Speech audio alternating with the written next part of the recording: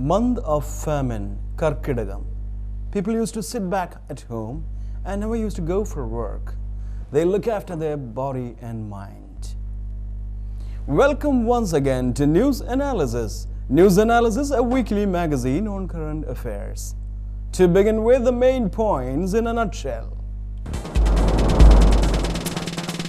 David Cameron defends frank comments about Pakistan.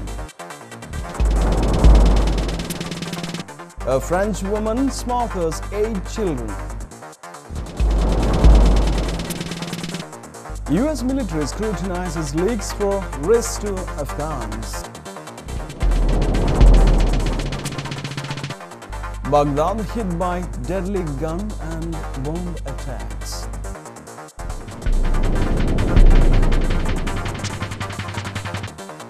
S.Y. Qureshi took charge as the new election commissioner of India. Nearly 152 people feared killed in an air crash in Pakistan. Now the news in detail. David Cameron defends frank comments about Pakistan.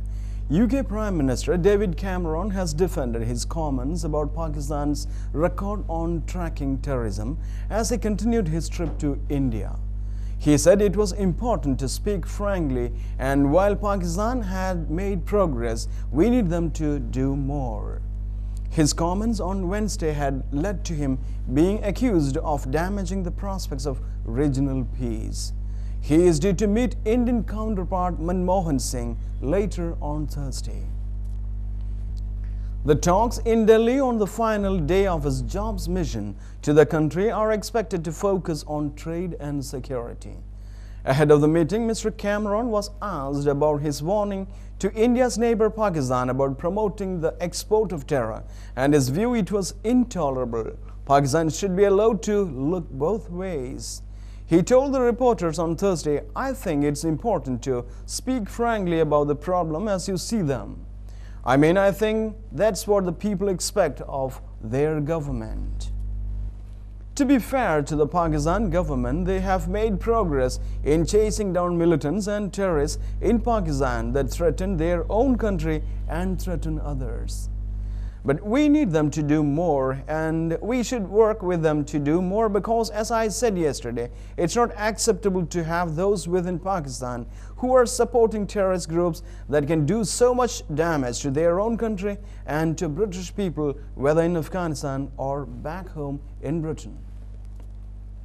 His remarks followed the leaking of US documents on the WikiLeaks website in which Pakistan's Inter-Services Intelligence Agency ISI was accused of secretly helping Afghan insurgency. Pakistan's High Commissioner to the UK Wajid Shamsul Hassan criticized Mr. Cameron for choosing to believe leaks that the officials said lacked both credibility and corroboration. French woman admits slaughtering 8 newborn babies. A woman in northern France has admitted killing her 8 newborn babies, but said her husband knew nothing about it, the prosecutor in the case has said. Dominique Cartres, 47, has been placed under investigation over the deaths, while her husband has been freed without charge. Mr. Cartres had initially faced investigation for allegedly concealing the bodies and not reporting crimes. Mrs. Cartres faces charges of voluntary homicide of the babies. Being placed under investigation is the first stage of criminal proceedings that can lead to charges.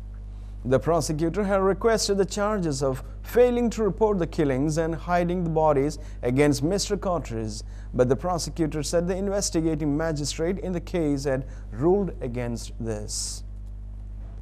The remains were found in the village of Villers-Outre near the northern city of Lille on Wednesday. Police with sniffer dogs searched 2 houses in the quiet commuter village after the new owners of a house called them following the discovery of remains in the garden. The house belonged to the parents of the arrested woman. Amit Shah goes to jail.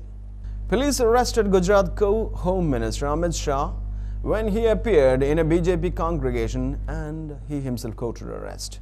He has been wanted by the investigating agency as part of the Sarabuddin Sheikh fake encounter case. He will be handed over to the CBI for further investigation. He is remanded to judicial custody till August 7th. DR Congo boat sinking kills 140 people.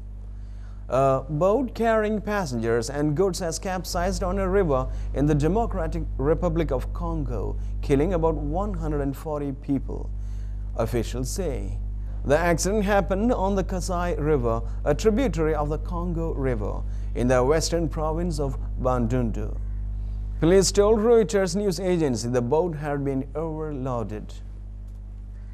After decades of conflict, DR Congo has a few roads or rail links, leading many people to travel on often overloaded boats. Last November, at least 73 people died when a boat sank on a lake, also in Bandundu province. The latest accident occurred on Wednesday.